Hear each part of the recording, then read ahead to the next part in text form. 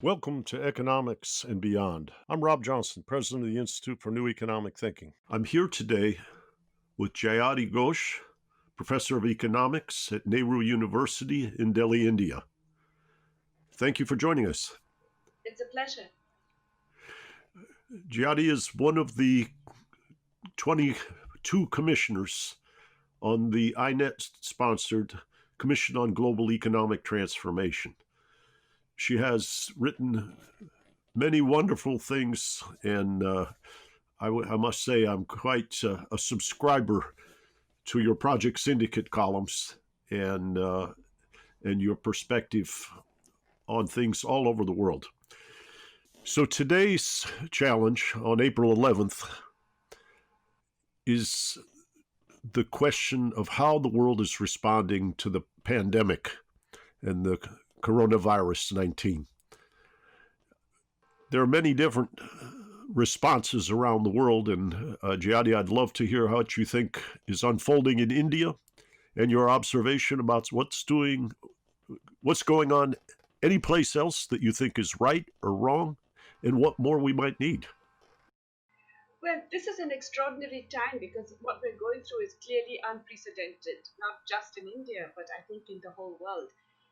And it's not just the pandemic, which is, of course, alarming and unprecedented as well, but it is the response to it. And the fact that so many countries in the world have chosen this method of response, which is really a very, very severe lockdown of all economic activity and huge restrictions on mobility, which may well be the best way to go. But the kind of simple imposition of absolutely drastic lockdowns is often something that creates more devastation than perhaps even the illness might have, particularly in developing countries that have nothing in the shape of social protection for the vast majority of their workforce. So we have a very peculiar situation because countries like India has one of the most draconian and severe lockdowns in the world. We just stopped everything practically, production, distribution, everything of most goods, including a lot of essentials, but because even though they were officially excluded, they rely on inputs and outputs which they can't have, input-output relationships which are not feasible anymore. So, countries like India, we have imposed a method of what is called social distancing. I prefer to think of it as physical distancing, which assumes northern lifestyles. It assumes that people don't have to go out and work for their living and will not lose everything, all income, all livelihood for the period when the lockdown is in place. It assumes that they don't live in very, very crowded urban or even rural conditions where they are packed 5 or 6 people to one room, which does not allow for physical distancing, and that they have enough water and soap and other amenities to fulfill all the cleanliness requirements. It presumes many things which are simply not available in a lot of poor countries and for the majority of the people. So I'm not sure how effective they are in practice, but more to the point, what really amazes me is that this is being done. It's never been done before, that you've basically told the whole global economy, stop everything, stop whatever you're doing. Production, consumption, distribution, everything is halted. And that in developing countries with large informal sectors is a recipe for complete catastrophe for many, many people. We have the latest estimate is something like 120 million people in India lost employment over the last 3 weeks of lockdown. And and then of course there are those who actually had livelihoods where the livelihood has collapsed, self-employed people who have no earnings at all over this period, even if they still have retained their so-called job. So it's a very extraordinary situation in which the the mode of lockdown as a response to a pandemic is one that is creating a lot of other problems. I would say in some cases even a humanitarian catastrophe, and possibly leading to other forms of hunger, illness, and disease, which are not necessarily COVID 19 related. At the outset of the Institute for New Economic Thinking, a former Italian finance and economy minister, Tommaso Padoa-Schioppa, gave the final speech. This was April 2010. And he said the agenda for INET will be three types of sustainability: financial and economic sustainability, which in the crisis of 2008 and beyond was quite acute, resource sustainability, and social sustainability. He later wrote that speech up as what was called the Per Jacobson Lecture in June of 2010, and he passed away that fall. But Tommaso, right as he finished the speech, came and sat next to me, and he said, "Robert, all of these kinds of disturbances will ultimately flow into social unsustainability. The pressures of extreme and unacceptable inequality will be heightened by these financial crises, heightened by the displacements that occur because of climate, and exacerbated by policy that favors the wealthy to the detriment of society at large." I thought that was quite prescient, but as I see the pandemic and as I listen to you, the question of social sustainability seems to be an overpowering challenge. Yes, you're absolutely right. And he was absolutely right about how the policy responses are actually going to add to the inequalities. And we've seen this at a global level, we are seeing it within countries as well. Within countries, this is a response, this lockdown response is something which is achievable and manageable for those with regular incomes and those who have homes that enable them to do the physical distancing without too much stress and who are not faced with other immediate problems of absolute survival. Whereas in India, we have seen that this lockdown has actually generated not just dramatic losses of employment, but hunger. And yet, this is a government that is holding excess food stocks to the tune of three times what they need, 77 million tons of food grain in the government's storage capacities, which need to be immediately distributed to people who are actually otherwise facing starvation. But the slow response is really because the immediate political pressure is not felt. Also, because a lot of these people are anyway, everyone's stuck in their homes. Nobody is allowed to come out and protest. Nobody can make their voices heard. But it's not just the national inequalities, which are, of course, immense.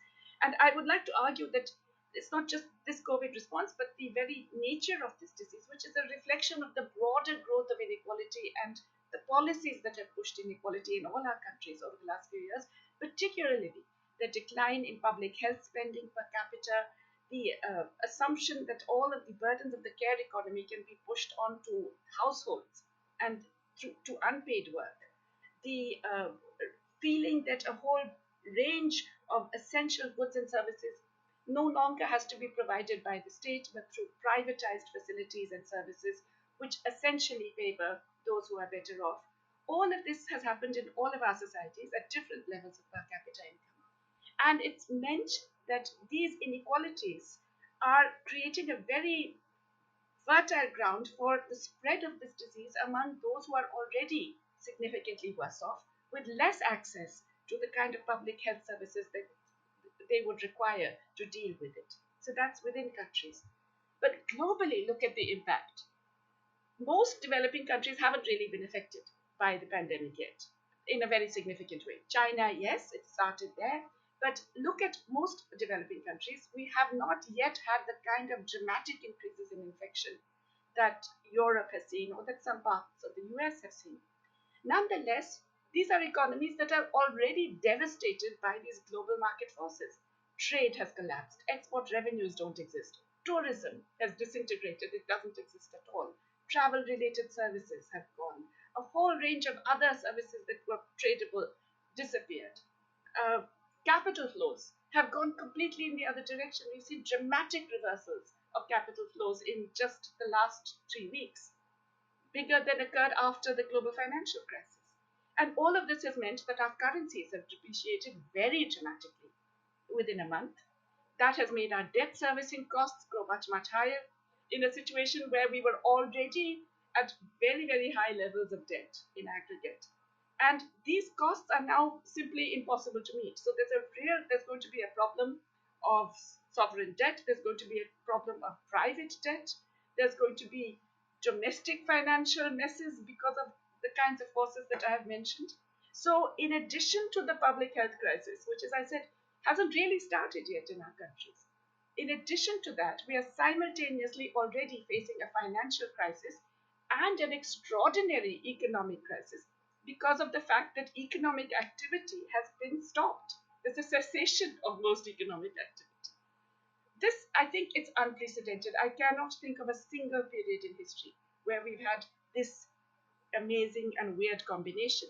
But you can see that it is dramatically increasing inequalities across the world as well, because some countries, notably the US, but also several of the other large advanced economies, are able to put in place fairly significant revival and stimulus packages.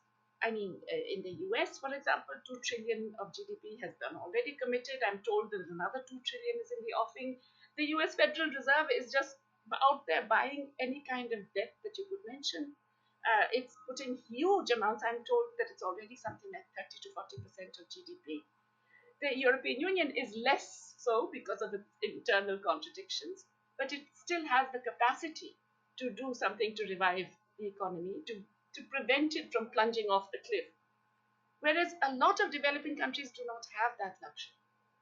Even if we print money, and we will have to, even if we simply go for monetized deficits, which all of us will have to, we have huge problems of external financing. We have problems that supply shortages because of the lockdown are going to lead to inflation. Our depreciating currency is going to generate inflationary pressures as well.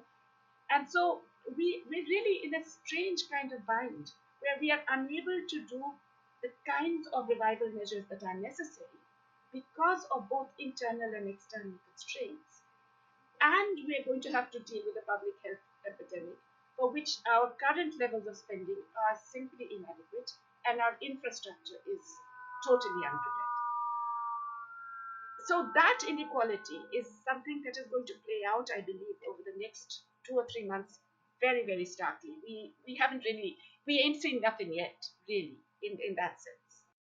I am also concerned as we use the term globalization, and yet we all talk about the nation state, about what you might call the power or the capacity of officials within a nation to marshal the resources or alleviate the distress of the public. Capital, as we've seen, has wings. Technology has wings. Human migration and the resistance to it, I think, has shown us once and for all that human beings are not just factors of production. The dimensionality of a human as a member of a society, etc., as well as an economic input, is much greater. But I don't know. I guess what the question I have is this unfettered globalization with its consequences that I think exacerbate the relative power of the powerful compared to the people. How will a country like India or Costa Rica or places in Eastern Europe, how can they manage their economy? Or are we going to break that interconnected multilateral system once and for all and essentially have everybody work as an autark? How do you see the architecture of a global system in light of what's developed? So this is a global system that I think in some ways was already unraveling. I have a lot of problems with the international architecture, both financial and trade and other legal architectures that have really operated against developing countries for a while. But what we're going to see what we had already been seeing is that that architecture was already being upended by President Trump and by growing nationalist tendencies in a range of other countries. I think this pandemic is actually bringing all of that to a head. And when we wake up from this nightmare, when this phase is over, which at some point it must be, and we don't know still how long it will last and how devastating it will be, but when this phase is over, we're going to wake up to a different world. A world in which the people will be much more suspicious, not just of migration, but even of goods coming from abroad, where people will be much less likely to engage in the kind of open-ended travel that had become something that people assumed was normal and would happen across a range of different economic categories. So I think it's going to be a different world, and it doesn't necessarily mean it will be a happier and more pleasant world immediately. I think it's going to be quite ugly in many ways. All kinds of national and local and regional resentments could come to the fore and blow up in different ways. But it's also going to be one where the earlier tenets of neoliberal globalization are not going to be valid. And how that will play out, I think, depends a lot also on the political economy within countries. And that's not clear to me yet, because currently a lot of the most unpleasant states still have a lot of popular legitimacy. They're still able to get away with murder and get away with very unequal policies that clearly privilege certain crony capitalists and certain classes over the majority of the people. But nonetheless, something like this, an extreme disorder of this kind, which leads to so much human catastrophe and suffering, will have consequences. Let me give you an example. In India, we've relied a lot on rural urban migrants coming to work for in our construction industry, in a whole lot of manufacturing, and many other services. Suddenly, these migrants were told there's no work. They're all informal, so they don't have access to any incomes in this period when there's no work. Many of them get thrown out of their houses because a lot of the times the place they live is linked to their work. And then they're told you can't go back home either. We're blocking it. You don't have anything to eat, you don't have any income, you don't have any work, but we will not allow you to go back home. We will arrest you, we will criminalize you if you try to go back home. Now, this is going to lead to a massive loss of confidence, even in the very fact of rural urban migration. So it's even possible that no matter how desperate the conditions are in rural areas, you will not have the same kinds of flows and availability of labor that you relied upon for your earlier growth story. And I think similar things may well happen in other countries. Similarly, the whole process of globalization, which entailed getting involved in global value chains, inserting yourself in there, and trying to maximize your share of the value added somehow or the other, that strategy may not work, not only because supply chains are collapsing, but value chains themselves are disintegrating.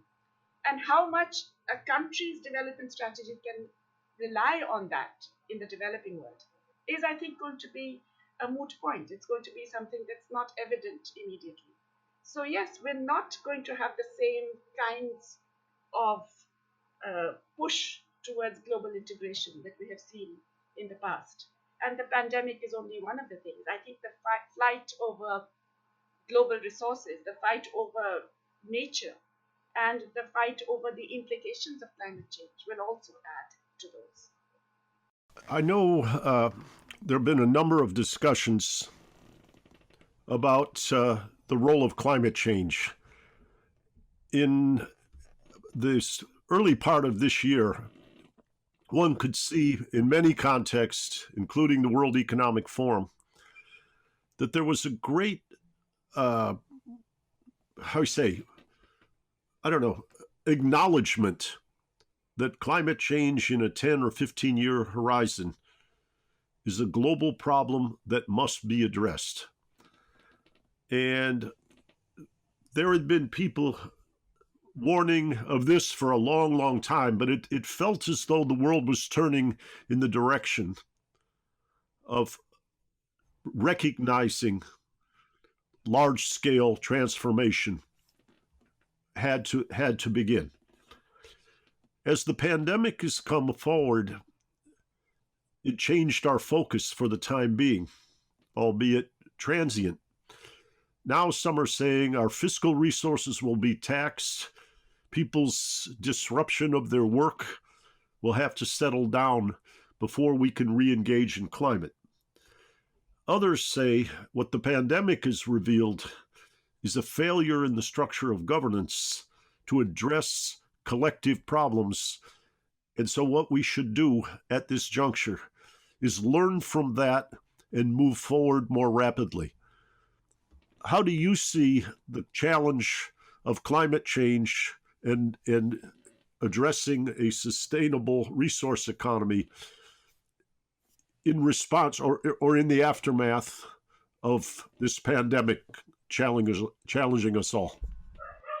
This is a very interesting question, and I think the contradiction that you've highlighted is particularly acute in developing countries.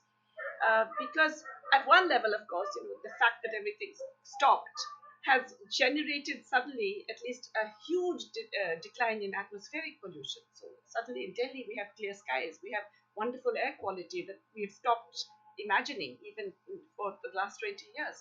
So at one level, suddenly people have realized that it is possible to live in a world where there is clean air and so on. But the big thing that has happened, and this is true not just in India but in most developing countries, is that there has been a massive destruction of economic activity, a huge loss of livelihoods, a huge decline in not just incomes but a massive increase in poverty and in problems of accessing basic food and other necessities, which means that the urge to somehow get back on track on those fronts is going to dominate over all other desires. And so it might well be that after this pandemic is over, the focus of policy attention and even of people's attention will be just generate jobs anyhow, just generate more employment, create more economic activity so that we can all somehow survive, provide basic needs to everybody. And so the focus will be back onto growing any old how through and with employment somehow being created, rather than thinking about how to do this in a sustainable way and in an environmentally conscious, ecologically viable way. I think this danger is much more in developing countries because we are going to be having a large proportion of the population now at the very margin of survival. And the desperation to ensure that you come out of that will perhaps dominate over the larger and often recognized need to actually move towards sustainable patterns of expansion. Now, this is contradictory, particularly sharply in developing countries, because we are also the major victims of climate change already. We can't even say it's coming, it's upon us.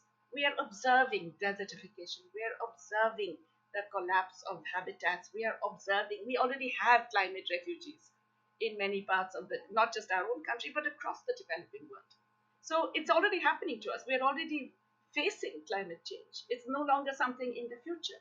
So we have to do something about it immediately, which is why the calls for a global Green New Deal, these cannot be any more hypothetical, and they are not utopian at all. It's no longer a question of something that is desirable and so we should all feel good about it and so on. It's really about survival.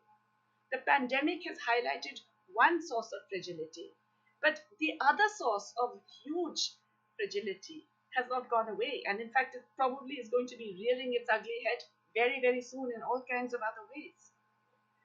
So I believe that the way of getting around this is to actually push for the kinds of things that have been already outlined in a lot of discussion of the Global Green New Deal, which is to put massive fiscal resources into addressing these issues of mitigation and adaptation to climate change. And those resources will actually be required anyway to raise employment. The point is that if you're going to have a very large fiscal stimulus, which we need to have because of this dramatic collapse in the economy, And if you're going to have central banks out there willing to buy up anything to enable new kinds of activity to emerge, those activities have got to be ecologically viable, and they have to be planned according to a strategy that fits in with an overall greening of economic activities. Getting governments to realize this is a harder task. I think people are beginning to realize this. Governments, well, I'm unable to understand a lot of our governments in the developing world and why they are so resistant to understanding something which is actually now staring everybody in the face. So, you're talking about this, the importance of government. Now, obviously, I live in an Anglo-Saxon country, and probably the UK and US are among the most devoted to free market fundamentalism, at least over the last 40 years. What concerns me now is, and I remember in 2010, Zbigniew Brzezinski gave a talk to the Council on Foreign Relations in Montreal. And he said, we've gone from a North Atlantic, basically Protestant world, to a global world, a G20 world. And after the corruption of the bailouts in 2008, and with the advent of social media, the public is aware and very sensitive to politics and quite disapproving. And there is a need for a global system of order, but it seems almost impossible to create. And Brzezinski, he wrote that, I believe, or he spoke that, excuse me. I watched it on a screen. When he gave that speech was in the aftermath of the financial crisis. In the United States, the despondency led to the Republicans taking over House, Senate, and Donald Trump becoming president after the Obama administration. What we saw was the rise of the Tea Party on the right and the Occupy movement on the left. This context, at least in those countries, and the lack of faith in government is in marked contrast to the preparation for World War II. After the success of the New Deal, which helped the economy escape from the Depression and reinvigorated trust and faith in government under the leadership of Franklin Roosevelt. How, given 40 years of a mantra that government is the problem, not the solution, which surprisingly was somewhat positively reinforced in the aftermath of 2008, how do we mobilize what you might call an invigorated power of the public sector with what you might call restraints on the potential for corruption and restore the faith of people around the world?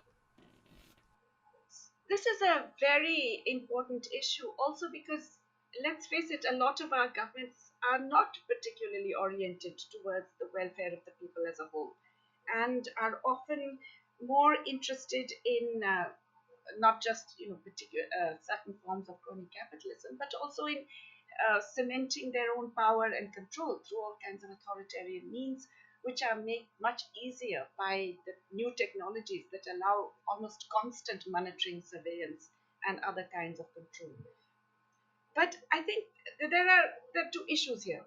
One is that it's while we talk about the notion of the public, what we really want is for public purpose to be achieved, as my friend Mariana Mazzucato puts it, that public service, public uh, presence is not in itself what matters. It's public purpose, which is a broader thing, and that depends whether governments are actually interested in achieving public purpose is a lot dependent on the political economy in particular countries and whether the power relations and the imbalances that exist are such as to ensure that government activity is actually oriented towards the public purpose.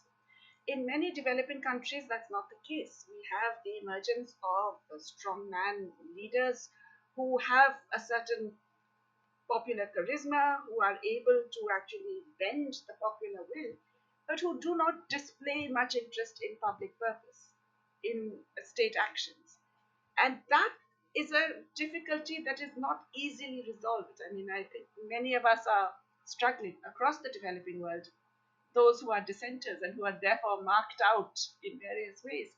We are struggling to find a way in which to make people realize that what's not important is state activity per se, but it's the activities of an accountable state, a transparent and accountable government that is actually listening to the people and responding to their needs and concerns and is making clear what it is doing in an open way.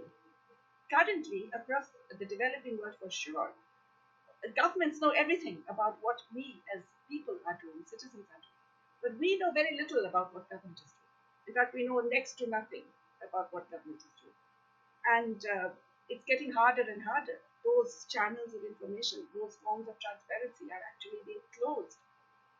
Remarkably, even something like a pandemic becomes an occasion for further centralizing of information, monitoring and surveillance of the citizenry, because we can all be spreading the virus, and lack of transparency or monitoring by the people of the state. So there is a real concern about putting too much power in the hands of governments. On the other hand, we know that markets don't deliver. In fact, they deliver not just unequal and unjust outcomes, but unsustainable outcomes, as you've mentioned. So we have to ensure that we are putting power in the hands of an accountable state. And that's something which, at one level, we thought was going to become easier in the 21st century.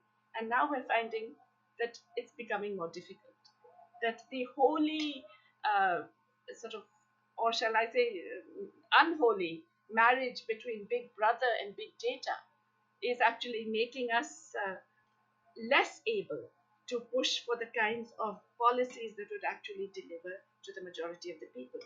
So it's not just that people are distrustful of governments, but that they would have a reason to be because of the very way in which governance has changed and the political economy of these power relationships. How do we alter that? Does it take a crisis?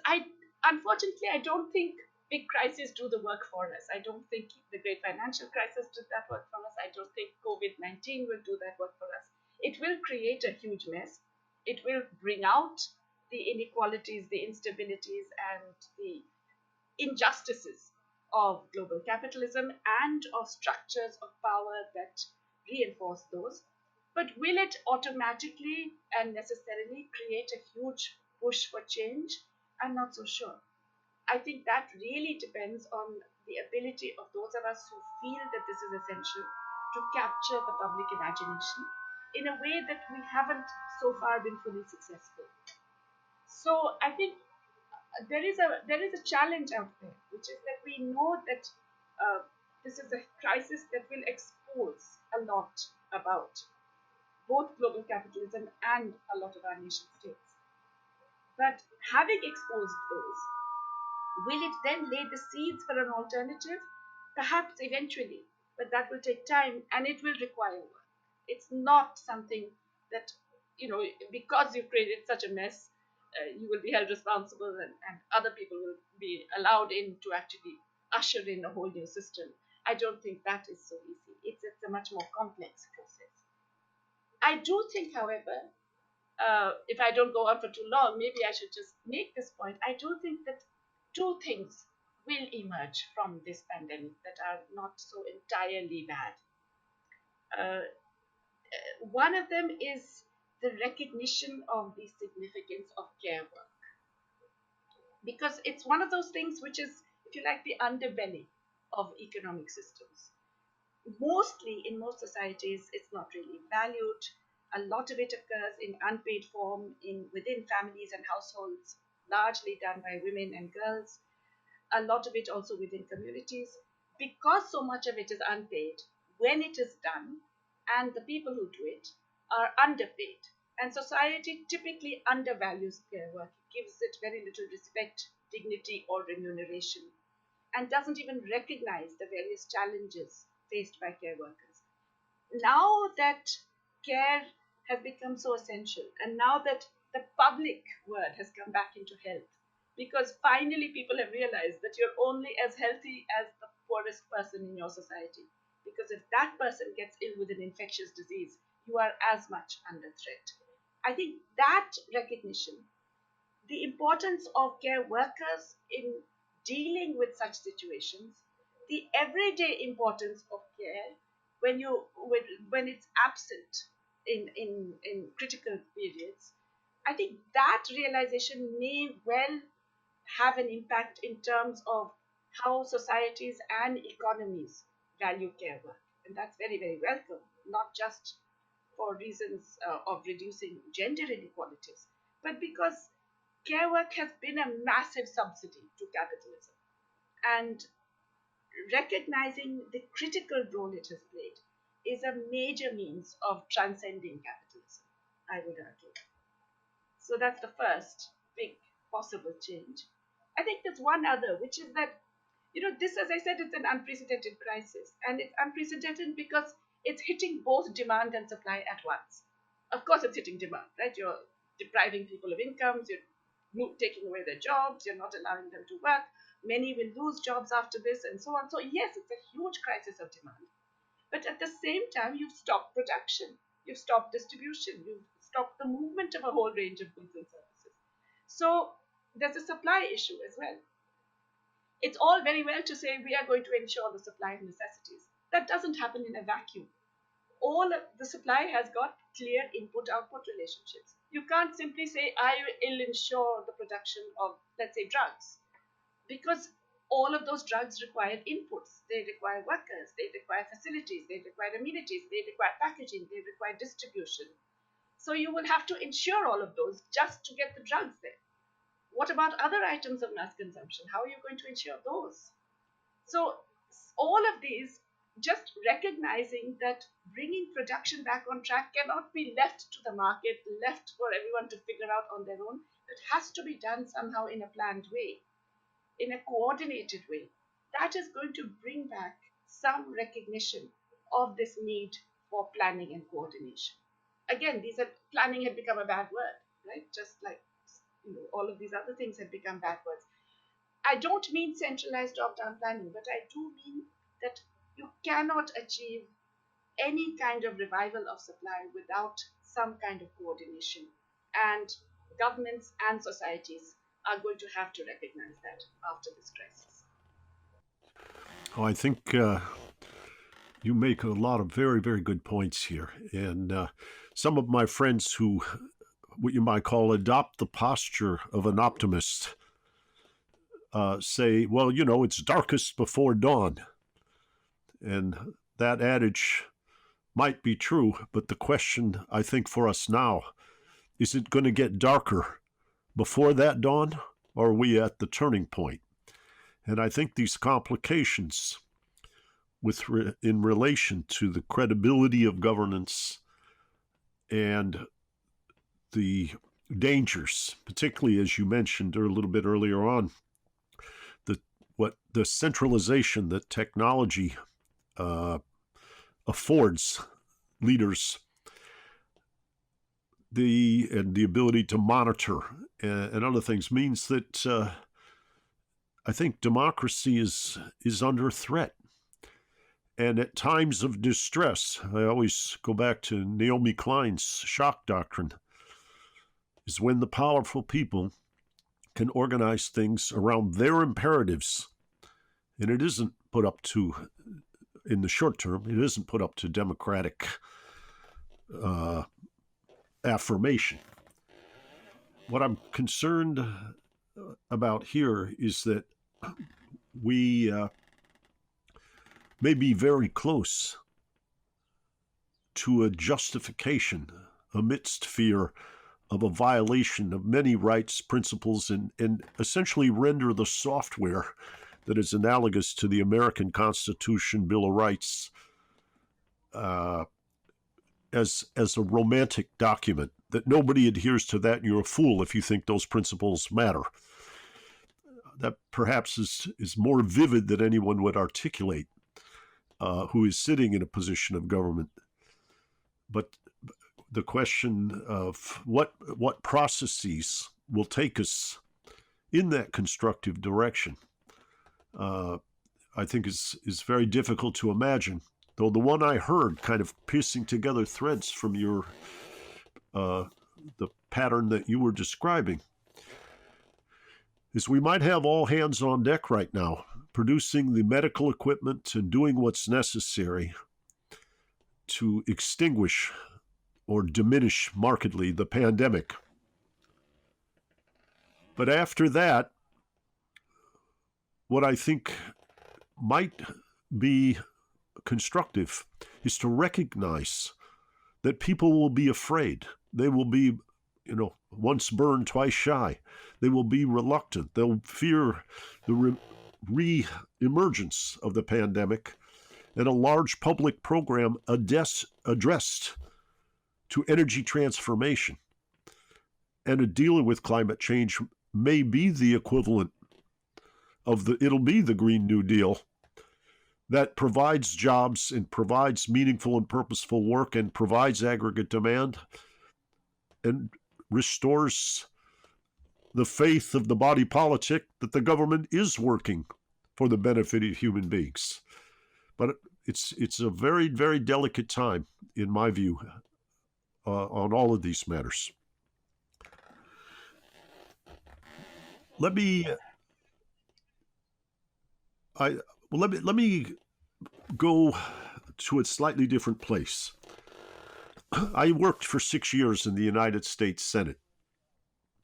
And when we founded INET, what I said to people was that it is not the case that you're going to march in and use unusual ideas that are not part of the conventional wisdom and have a whole bunch of senators grab onto that because of the logic and create transformation. But what is a potential in the interaction between events and ideas is that conventional wisdom in 20 years will change. So we begin by working with our Young Scholars Initiative, who will be the people in positions of responsibility in 20 years. And we begin trying to shape what that conventional wisdom will look like. In light of this pandemic, in light of the troubles that you see on the horizon, how will we, as a society, be shaken to the bone and reconstruct our ideas? And what will that conventional wisdom look like if you had your dream in 20 years from now, growing out of this episode and this challenge? Well, first of all, Rob, I agree with you that things are going to get worse before they will get better. Unfortunately, I think that is the case. But on the other hand, the thing that really keeps me going are young people. Exactly what you said. My students, a lot of young people around me. Before this pandemic and all that, there was an outburst of protest across the country, and led by young people, students, others, and in big cities, in small towns, in villages, everywhere. There was a massive kind of emergence of protest that was very colorful and inspiring. It was against a particular move of the government, against trying to contain citizenship to only the majority community, but it expanded to many, many other things. What I find among the young, and that's what really gives me hope, is that they have a degree of courage and self confidence and an ability not to get shaken and terrified by the realities that is lacking in our generation. I mean, let's face it, we are really living a right horrible mess for young people. But I have a feeling that many of them have the tools to manage it, that many of them have the imagination, the courage, the tenacity to actually fight for better alternatives. And many of them have really interesting ideas, which are different from our ideas, which are more creative, more flexible. than our ideas. We are sometimes also stuck in various other older binaries of left and right and this and that. They are much more open, more creative, and I would say, as I said, more courageous than we are. And that really does give me hope. I am reminded of my dear, dear friend, William Grider, who wrote largely about the American system, but central banks. He wrote a book on globalization called One World, Ready or Not. Bill passed away on Christmas Day in 2019. But towards the end of his life, Bill set up a website. And the website's first or second post was how he had faith in the young. And how he explained it was that his faith in the young came from the fact that they have fresh eyes to see the challenges that are essential, but they have not been conditioned through social interaction as regards what is considered feasible. So they're not deterred from envisioning and imagining and asserting what needs to be done. And he thought that generation after generation, we need to take guidance from the young. And in work I've been doing with Joe Stiglitz, Jeff Sachs, and some others, Pope Francis has meetings, and these are not Catholic Church meetings. They're people from many different denominations and people from the Jewish community, Muslim community, and what have you that come to these meetings. And they start the meetings observing a constellation of young people from around the world and what they think we need. And so I think you're exactly right about the role of young people. Selfishly, I want to, when we finish this podcast, book you to give a seminar to the Young Scholars Initiative, because I think it would be quite encouraging and uplifting. And there are roughly 10,000 people now in the Young Scholars Initiative around the world, and it continues to grow. I believe, didn't you speak at their meeting in Vietnam? Yes, I was in Hanoi, and it was wonderful. Ago. It was wonderful. I That's really right. enjoyed it. Yeah. Yeah, but I think that is a great place for investment, and a great place, how do I say, in the sense that this is where courage and where action will emanate from. And I think you're also right that it's almost ironic, but this group that grew up in the 60s in the anti-war civil rights movement and various analogs around the world is the generation that is handing a dreadful legacy to their children. And I think that's that's worthy of investigation unto itself as to how, I'll call it, our generation lost the sense of purpose in such a marked way.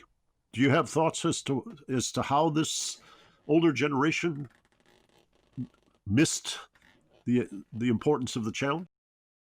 Well, that's true. I think in many, many ways we have failed the young, not just in terms of the climate, but the complete lack of sustainability of pretty much everything that we're leaving them as economic systems, as social structures, and so on.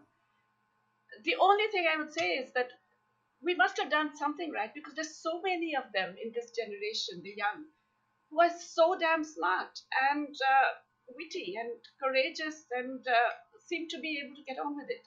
So all the terrible things we did, yes, we did. But somewhere, some of us must have done something right to create a generation like that. How would I say? We're better parents than we are ambassadors and shepherds Yes, of yes, public policy. Exactly. Yes.